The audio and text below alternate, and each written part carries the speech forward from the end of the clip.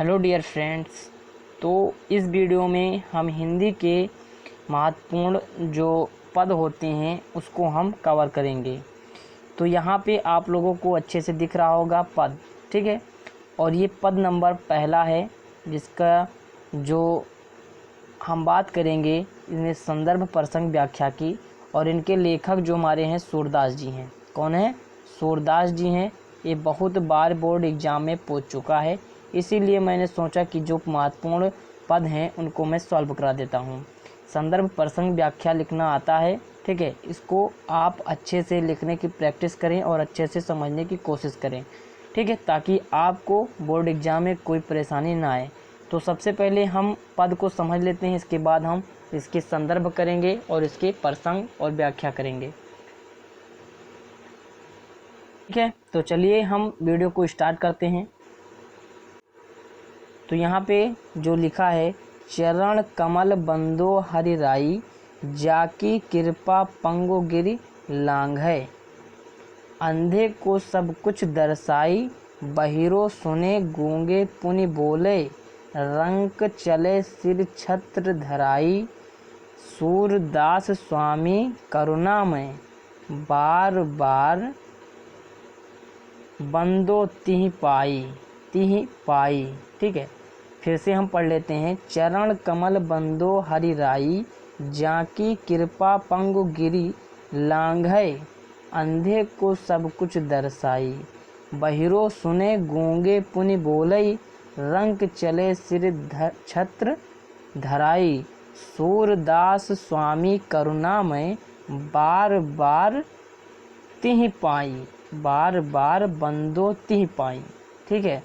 तो इस पंक्ति का मैं अब आपको संदर्भ लिखना बताऊंगा और प्रसंग बताऊंगा कि इस पंक्ति का प्रसंग क्या होगा, मतलब अर्थ क्या होगा, और इसकी व्याख्या में बताऊंगा। क्लियर है? तो चलिए हम आगे बढ़ते हैं इसी क्रम में। तो आपको प्रसंग लिखना है या संदर्भ लिखना है, तो संदर्भ आपको इस तरह लिखना है। ब्लैक पेन से आपको डाल देना है कि संदर्भ, और ये पद्यांश आपको दिख रहा होगा।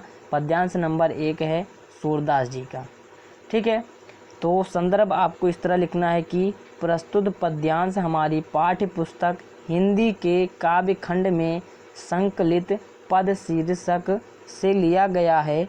इसके कवि या रचयिता, यहाँ पे कवि आप या रचयिता दोनों लिख सकते हैं, किसी दोनों में से एक को, या कवि लिखें या रचयिता लिखें। क्लियर है? तो इसके कवि सूरदास जी हैं। कौन है? सूरदास जी हैं। और ये कौन से खंड से उद्धृत है या संपादित है? तो ये काव्य खंड से है। और ये किस में संकलित है? ये काव्य खंड में संकलित है। और ये किससे लिया गया है? जो पंक्ति मैंने पढ़ी है ये पद शीर्षक से लिया गया है, ठीक है।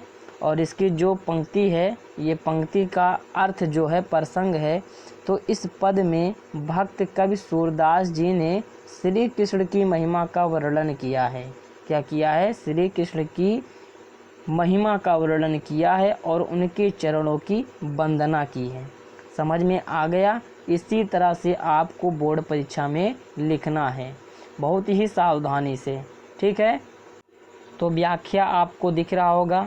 तो व्याख्या में लिखना है कि सूरदास जी श्री कृष्ण के कमल रूपी चरणों की वंदना करते हुए कहते हैं कि इन चरणों का प्रभाव बहुत व्यापक है। क्या है? बहुत व्यापक है। सूरदास जी श्री कृष्ण के कमल रूपी चरणों की वंदना करते हुए कहते हैं कि इन चरणों का प्रभाव बहुत व्यापक है।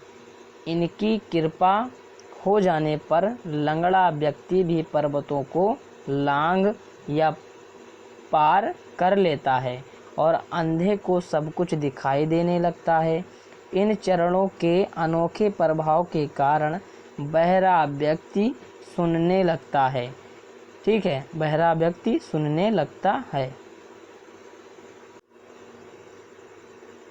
और गूंगा बोलने लगता है।